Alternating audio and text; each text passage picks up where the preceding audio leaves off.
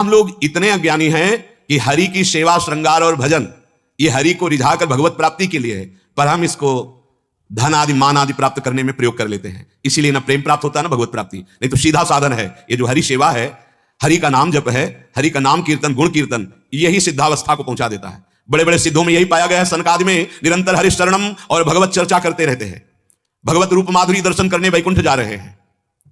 यही हमारा साधन है, यही हमारी सिद्धावस्था है। यदि यही प्रीतिपूर्वक होने लगे और कुछ चाह ना रह जाए तो यही सिद्धावस्था की स्थिति में पहुंचा देगी। धन कारण, यदि हम अपने ठाकुर जी का श्रृंगार करते हैं कि 4 लोग रिझेंगे, भेंट चढ़ाएंगे, तो मार्ग बदल गया। यदि हम गान कर रहे हैं और यह कि 4 लोग वाहवाही करेंगे और हमें नमस्कार करेंगे, हमारी कीर्ति होगी, मार्ग बदल गया।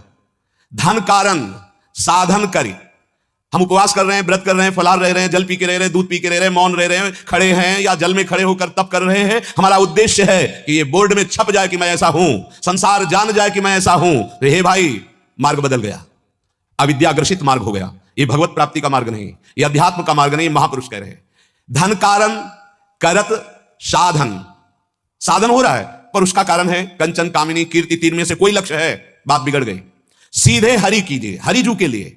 हमारा नाचना गाना सेवा कीर्तन अपने आराध्य देव के लिए। ये सत्संग स्वांता सुखाए तुलसी रघुनाथ गाता। हम अपने स्वामी का जस, अपने स्वामी के सिद्धांत गाए बिना नहीं रह सकते। आप कृपा करके हमें अवसर दे रहे हैं, आप स्वयं आकर के बैठते हैं और अपने यश से हमारी वाणी को पूर्ण करने का अवसर देते हैं। आप कृपा करके हमें हमारे स्वामी का अवसर गाने का सौभाग्य दे रहे हैं। धन कारण बहुत सुलझना है, नहीं तो यही दंभ हो जाएगा। भक्ति में दंभ रोग लग जाएगा। बिन विवेक वैराग्य भक्ति बिन सत्य न एको, मानो भगवत विमुख कपट चतुराई सो पाखंड नहीं जानो। भगवत रसिक महापुरुष कह रहे धन कारण साधन करी हरि पर धरि सेवा बन धरनी। अगर आप यहां भी वास कर रहे हैं, ठाकुर सेवा कर रहे हैं या नाम कीर्तन कर रहे हैं, आपका लक्ष्य बदल गया।